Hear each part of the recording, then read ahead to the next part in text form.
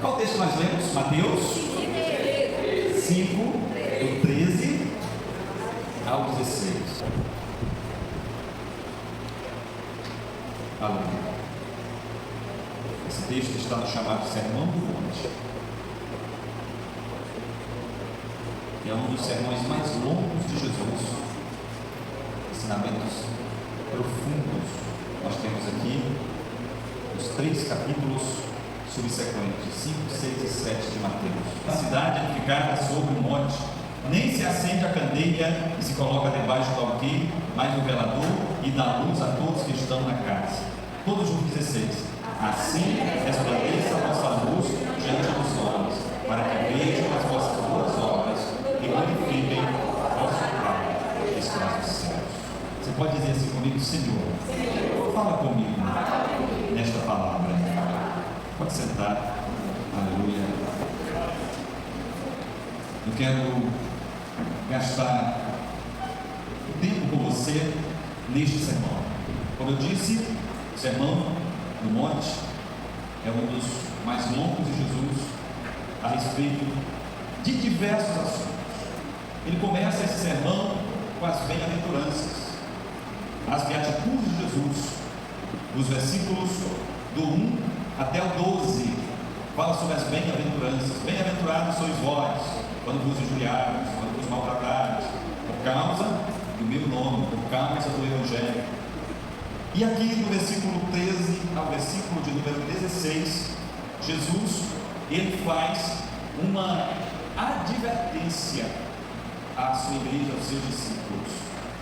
Observe que ele compara a sua igreja a 2 coisas indispensáveis no nosso dia a dia. A primeira é a luz. Se a luz faltar agora, acaba-se o culto. Vai acabar, porque vai ficar aqui na garganta. A luz é indispensável para a vida. A luz, ela faz aquecer o solo, ela faz germinar a semente, ela faz o processo da fotossíntese através das plantas. Se não houver luz, não tem plantas, não tem vegetação. Se não houver luz, não tem oxigenação da água, não tem oxigenação do ar. A luz é vital. E o Senhor compara a sua igreja à luz. Vós sois a... Primeiro ele fala ao sal, né, Márcio? Eu estou só invertendo aqui a posição. Como é que eu vou falar de luz? Eu vou ficar na luz, depois eu falo do sal. Vós sois a luz do mundo. E a luz, ela não é para ser escondida. A finalidade da luz é clarear a todos o ambiente. Se apagar essa luz ambiental aqui, a gente fica atordoado. Se pegar essa luz e cobrir ela aqui com plástico, um pano preto, vai ficar escuro no ambiente. Naquele tempo não tinha luz elétrica, mas Jesus usa a luz da atualidade de sua época. Ele diz: não se acende a candeia, o candeeiro, e coloca debaixo da mesa, mas ele fica no velador. E ali dá luz para todos que estão na casa. A igreja é luz. A igreja é sal. Qual a finalidade do sal na sua cozinha? Temperar. Você consegue fazer um almoço sem sal e ele ficar gostoso, como dissemos? Você consegue fazer um almoço com muito sal e ele ficar gostoso, como dissemos? O sal, ele precisa estar na medida certa na sua cozinha. Ele tem a finalidade de conservar, mas também tem a finalidade de realçar o sabor dos alimentos. A igreja é o sal. E o sal precisa estar no mundo na medida certa. A igreja é a luz. E a luz precisa estar acesa nos momentos certos, ou seja, 24 horas por dia. A luz do mundo é a igreja. E Jesus diz: olha, se o sal perdeu o seu sabor, ele só presta para ser usado pelos homens. Eu ficava me perguntando: como? Porque sal perdeu o sabor, é possível? Eu nunca vi, mas conta-se os historiadores que o sal, ele perde o seu sabor. E me intrigava muito a questão de ser pisado pelos homens. Por quê? Por que você não joga no lixo? Tem que ser pisado. E aí eu lendo que o sal, quando ficava insípido, ele era colocado nas soleiras das portas. Naquele tempo não tinha calçamento, não tinha asfalto, não tinha concreto, e no inverno o barro ficava escorregadio nas soleiras das portas da entrada das casas. Então jogava-se o sal para que os homens pisassem, não escorregassem, não caíssem. Quando Jesus disse que o sal, quando perde seu valor, ele é jogado no chão para que os homens pisem, estava se referindo ao fato da sua época, que o sal, quando ele perdia o seu valor, ele tinha uma utilidade, era para ser pisado pelos homens. Se a igreja perder o seu sabor, ela vai restar-lhe apenas essa finalidade, ser pisada pelos homens. E olha que esse ser pisado pelos homens vai ser perseguido por causa do Evangelho. Porque a igreja é perseguida por causa do Evangelho, ela não perdeu o sabor, ela está ativa. Concorda comigo? A igreja ela só é perseguida quando ela está ativa, quando ela está militante. Quando a igreja está igual ao mundo, ela não é perseguida. Eu estava ouvindo o desabafo de um padre dias atrás, porque alguém aí de um alto escalão disse o seguinte: a nossa guerra é contra os evangélicos, porque a igreja católica está dominada, já está dominada. E isso feriu muito o orgulho católico daquele padre, e ele chamou os católicos para a reflexão. Ele ficou indignado. Que catolicismo nós estamos vivendo, a ponto de nós não incomodarmos mais o mundo? As pessoas aí estão abrindo guerra contra os evangélicos, porque os evangélicos ainda estão incomodando. Eu sinto vergonha. Por que eu estou citando isso? Porque a igreja que é perseguida, a igreja que tem sal, a igreja que é luz, a igreja que está reverberando, protestando contra o pecado, que não mais guarda contra o pecado, está protestando contra todas as investidas de Satanás. Então, queridos, quando vos perseguirdes, conforme diz o texto inicial deste capítulo, por causa do nome de Jesus, não é que você perdeu o sabor e está sendo pisado pelos homens, não. É porque você está incomodando o inferno, é porque você está sendo útil, é porque você está sendo sal da terra, é porque você está sendo luz do mundo. Louvado seja o nome do Senhor. Não se entristeça por isso ou com isto. Louvado seja o nome do Senhor. Olha o que diz o versículo 16. O versículo 16 diz o seguinte: assim resplandeça a vossa luz diante dos homens, para que vejam as vossas boas obras e glorifiquem o vosso Pai que está nos céus. Qual a finalidade da igreja continuar sendo sal e luz? Para ser vista pelo mundo, amados. O mundo precisa olhar para a igreja e ver a diferença na igreja. O mundo precisa olhar para a igreja e se espelhar na igreja. O mundo precisa olhar para a igreja e odiar a igreja. Precisa. Porque os filhos das trevas, eles querem apagar a luz de Deus que brilha em ti. E você só vai incomodar se você tiver luz, se você estiver brilhando. Portanto, Jesus diz assim: resplandeça a vossa luz diante dos homens. Mas como é que a luz da igreja é resplandecida diante dos homens, amados? A nossa luz é resplandecida através das nossas obras. É através das obras que as pessoas desconfiam que nós somos crentes. É através das obras que as pessoas olham para nós e perguntam: você é crente, não é? Quantas vezes eu já perdi a oportunidade de brilhar como luz? Quantas vezes você já perdeu a oportunidade de brilhar como luz? Eu contei o meu testemunho negativo aqui na escola bíblica um dia. Alguém me viu nervoso por aí, e mais de ano depois, esse pastorzinho é nervoso, né? Quantas vezes nós desperdiçamos a oportunidade de brilharmos? É através das nossas obras que a luz de Cristo brilha em nós.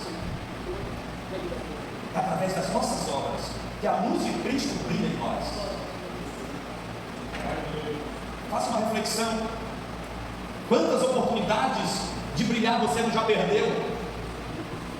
Quantas oportunidades de resplandecer a luz de Cristo você não já sacrificou? Jesus está falando comigo primeiro. A nossa luz tem que estar resplandecendo, amados. É uma ordenança de Jesus, é uma ordem enfática de Jesus: resplandeça a vossa luz, assim como a lâmpada é colocada no velador, assim como a cidade no alto de uma montanha é impossível se esconder, assim também resplandeça a vossa luz, para que os homens vejam as tuas boas obras e glorifiquem o Pai Celestial, e reconheça que você tem um dono, e reconheça que você é diferente. Resplandeça a luz, resplandeça a luz. Muitas vezes nós temos a oportunidade de resplandecer essa luz e nós nos intimidamos, nós nos envergonhamos diante do doutorado de alguém,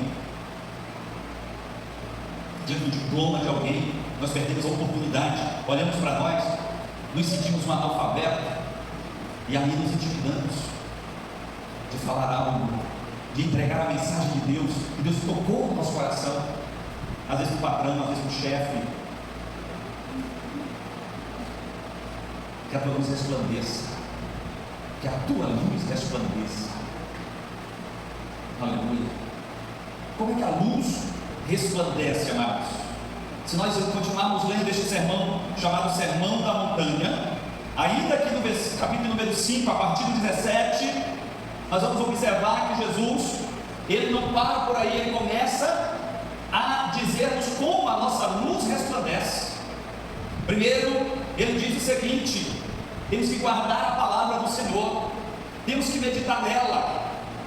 Toda esta palavra é verdadeira e ela cumprirá a sua finalidade.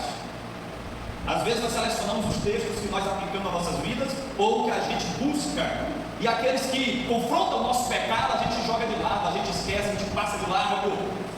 Mas Jesus diz que nem um jota nem um tio cairá por terra. Portanto, olhemos para a palavra. Jesus falava aos judeus referindo à lei, que era o que eles tinham. Eu falo a vocês me referindo à completude da palavra de Deus, que é o que nós temos nesta noite.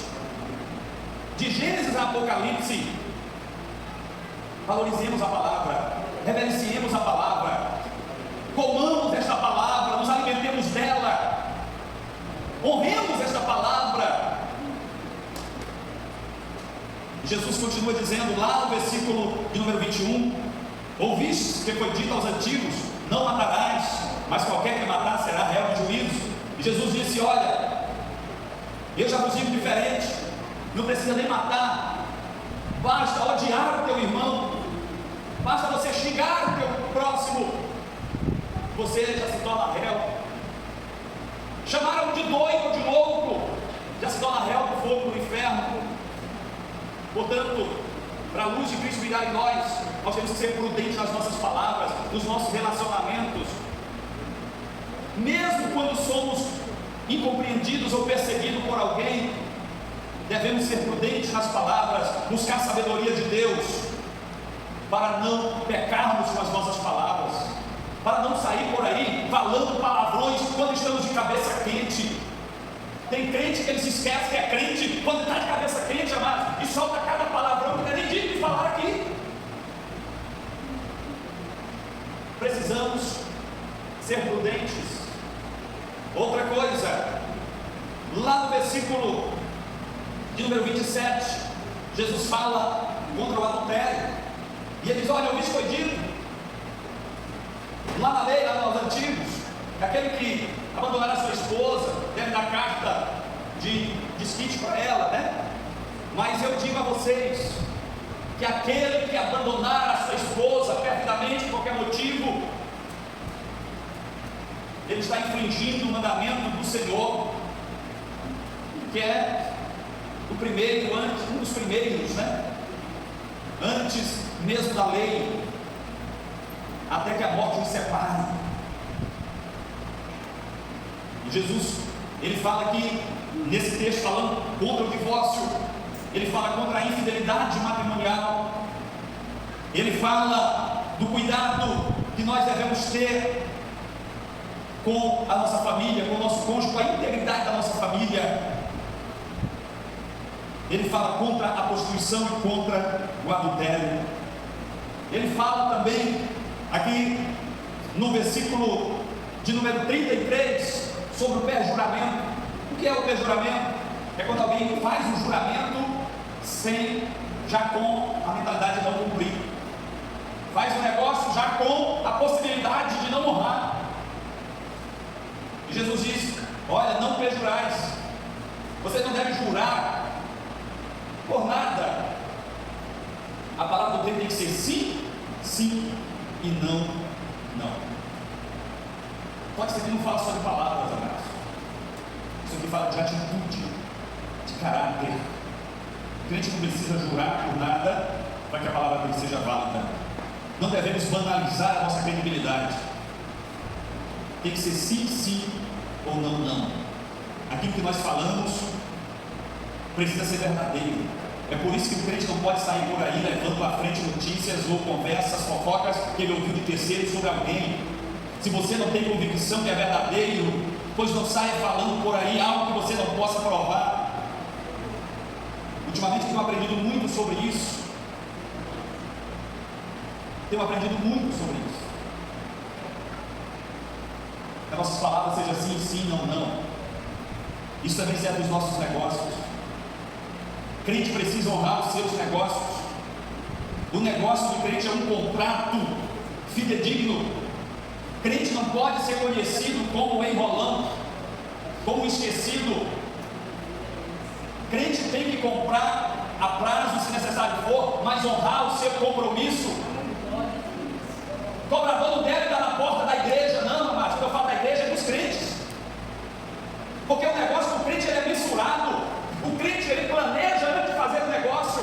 Ele vê se está no seu orçamento.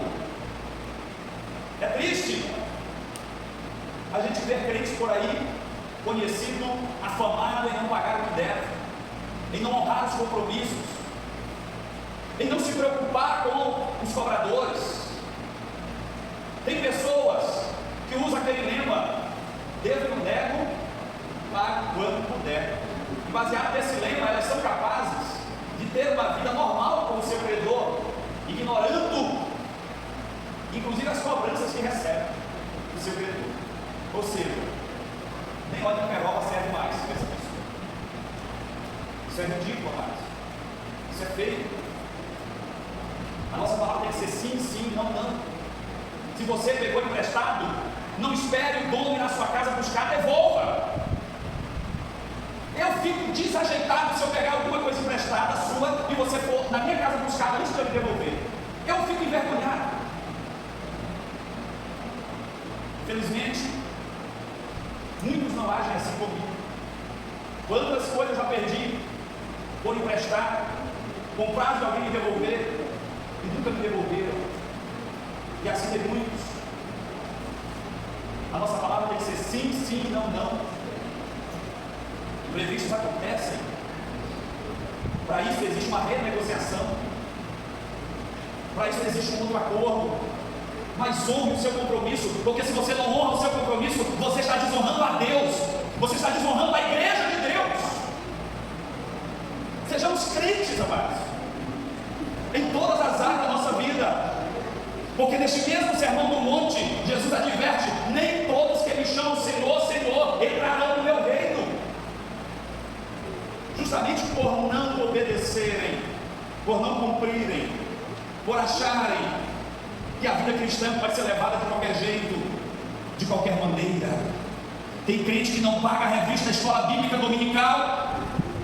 O superintendente passa a revista fiada para ele, cobra desde a quinta lição até a 13ª, chega a lição nova.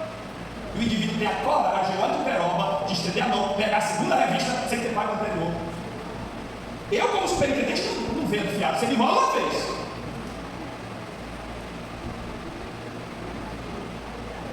Por que eu cito a revista da escola? Porque nós temos pessoas que não pagaram a revista ainda. Nós temos pessoas aqui que tem 3 trimestres que não pagam a revista. Se você não pode pagar, peça a revista que eu lhe dou a revista. Agora não desonra o nome de Jesus, não, irmãos. Não desonre o nome de Cristo. Você é crente para ir para o céu. Eu estou falando da revista para citar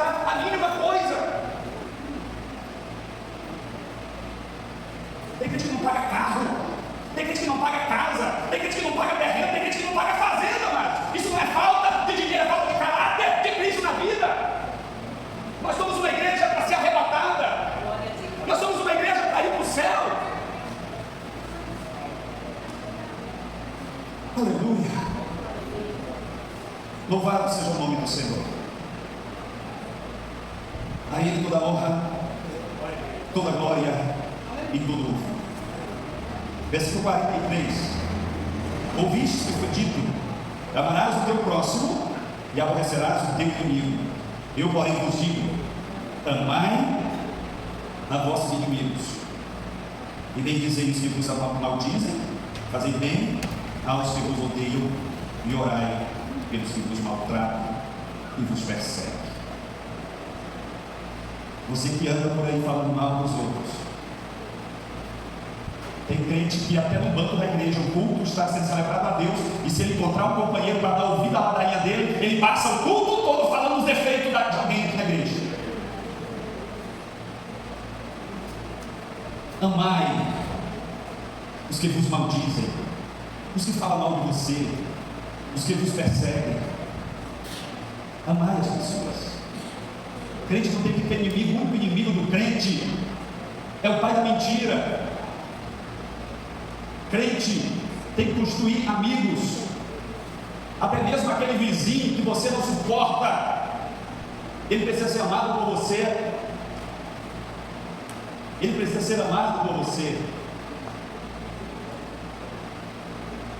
Ah, pastor, se você tivesse um vizinho que eu tenho, você não estaria dizendo isso. Será que eu não tenho? Glorifique o Pai que está no céu em todas as áreas da tua vida, inclusive amando aqueles que te maltratam. Aleluia.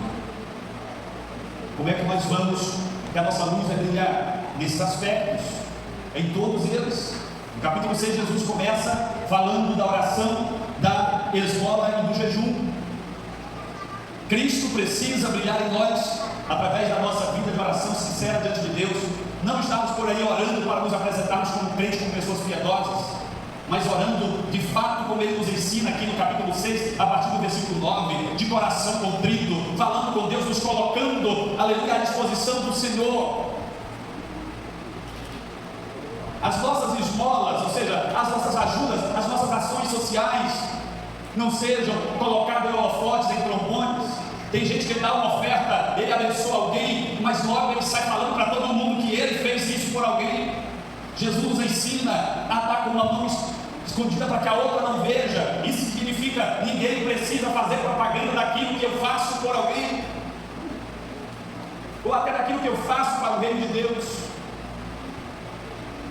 Jesus falando ali sobre os fariseus que jejuavam e colocavam aquela cara amarrada, aquele cabelo espenteado, aquele rosto desfigurado, para parecer para todo mundo que ele estava jejuando. O Senhor nos ensina diferente. Não precisa ninguém saber que você está jejuando. O Pai Celestial que vem em secreto, Ele verá e te recompensará. Louvado seja o nome do Senhor. Aleluia. Louvado seja Deus. Aí no versículo 6 ainda, a partir do capítulo 19, Jesus fala dos tesouros. Como é que a gente resplandece a luz? É amontoando o tesouro do céu.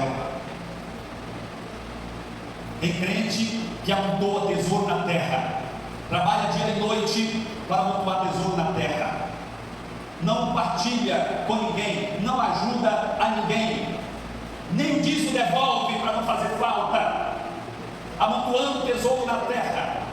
Quando o Senhor te chamar na eternidade, você prestar conta de tudo que você fez no corpo, o que tu tens preparado na terra, para quem terá servido? Tem gente há 30 anos que não contribui com missões, porque acha esse negócio de missões uma balela, porque não sabe para onde o dinheiro vai. Tem gente que não devolve o dízimo na igreja, porque ele quer ensinar o pastor a administrar o dízimo, e se o pastor não faz aquilo que ele gostaria que seja feito com o dízimo, então ele não devolve o dízimo na igreja. A igreja não vai parar por falta do teu dízimo, não. As portas não irão fechar, a energia não vai ser cortada porque você não ajuda. Deus levantará mantenedores, pessoas fiéis para abençoar a obra e para manter a igreja. Agora, o que você está amontoando nesta vida vai servir para quê? morrer quando você atravessar os portais eternos. Você já viu que 95% das partilhas de herança só dá briga, só dá confusão, divide família? As famílias mais unidas são aquelas que não têm herança para dividir.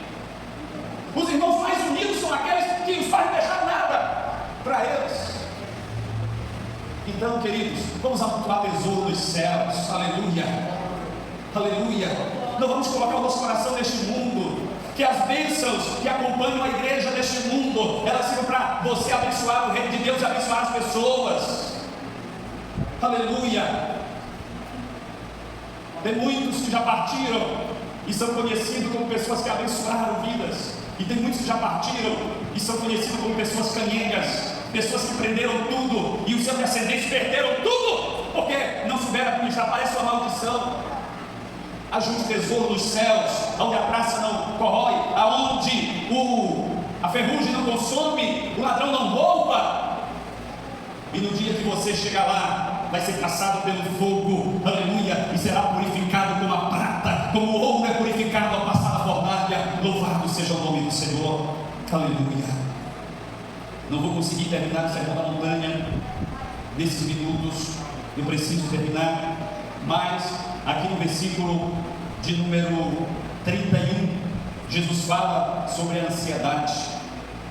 A ansiedade é uma doença que tem atingido muita gente. Na verdade, a ansiedade é uma doença, mas ela leva a uma doença. Jesus nos orienta a não ficarmos ansiosos por nada, nem pelo que vamos comer ou vestir amanhã, porque se o Pai do céu cuida das coisas, dos lírios, das aves, quanto mais de nós. Portanto, amados, que nós venhamos a nos colocar diante do Senhor como Ele de fato deseja que nós estejamos, o nosso coração voltado inteiramente para o Senhor, que a nossa luz resplandeça. E através dessa atitude, outras que eu não consigo falar devido ao tempo, eu achei que era 7h30, na verdade era 8 horas, é que a nossa luz vai resplandecer, é que as pessoas olharão para a igreja e sentirão vontade de ser igual à igreja. Quando eu for crente, vou ser crente, eu quero ser crente igual o irmão Joaquim, igual a irmã Bernarda. Aleluia. Que a luz de Cristo resplandeça sobre ti. Se coloque de pé. Aleluia.